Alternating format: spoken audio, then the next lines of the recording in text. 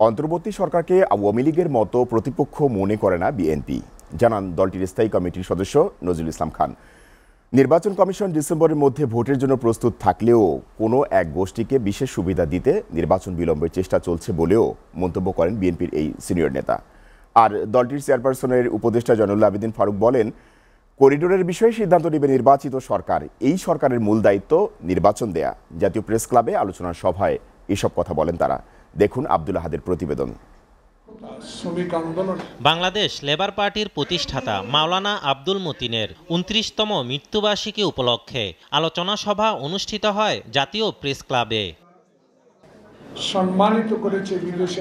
আলোচনায় অংশ নিয়ে বিএনপি চেয়ারপারসনের উপদেষ্টা জয়নুল আবেদিন ফারুক বলেন, দেশের বর্তমান প্রেক্ষাপটে সংকট নিরসনে সরকারের প্রধান দায়িত্ব হলো একটি সুষ্ঠু নির্বাচন আয়োজন করা। সচ্ছল পায়ে নিরপরাধ হয়ে আমরা যেন ভোট কেন্দ্রে যেতে পারি সেই ব্যবস্থা নিতে হবে। কিন্তু আমি বুঝি কারের কাছে কারা গুনগুন করছেন, কি পররাষ্ট্র সচিবের চাকরি চলে যায়, কি করিডোর, কি মানবিক করিডোর।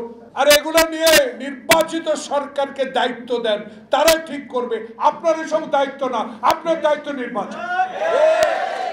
একই অনুষ্ঠানে বিএনপির স্থায়ী কমিটির সদস্য নজরুল ইসলাম খান বলেন, ঐক্যমত্যের মাধ্যমে জুন জুলাইয়ের মধ্যে সনদ তৈরি করতে পারলে ডিসেম্বরেই নির্বাচন সম্ভব। যারা কথা রাখবে না তাদের পরিবর্তনের ক্ষমতা গণতান্ত্রিক প্রক্রিয়ার মধ্যেই রয়েছে। যে সংস্কারগুলি অবিলম্বে কার্যকর করা হোক, আইনের মাধ্যমে, অধ্যাদেশের মাধ্যমে যেটা করা যাবে সেটা এখনই হবে।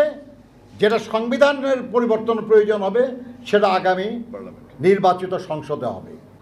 সবাই একমত হয়ে দস্তখত করে দিলাম আমরা, এবং সেই অনুযায়ী আগামী দিনে কাজ চলবে। এই কাজটা যদি জুন মাসের মধ্যেই সম্ভব হয়, এমনকি যদি জুলাই মাসের মধ্যেও সম্ভব হয়, তাহলে ডিসেম্বরের মধ্যে নির্বাচন করতে বাধাটা কোথায়? কারো গোছানোর জন্য সময় দরকার। দেশের রাজনৈতিক অস্থিরতা ও রাষ্ট্রের গতিশীলতা ধরে রাখতে নির্বাচনের কোনো বিকল্প নেই বলেও মন্তব্য করেন নজরুল ইসলাম খান।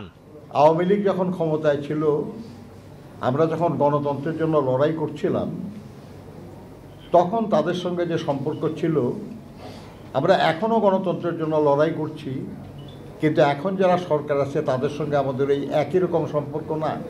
আব্দুল আহাদ, এসটিভি, ঢাকা।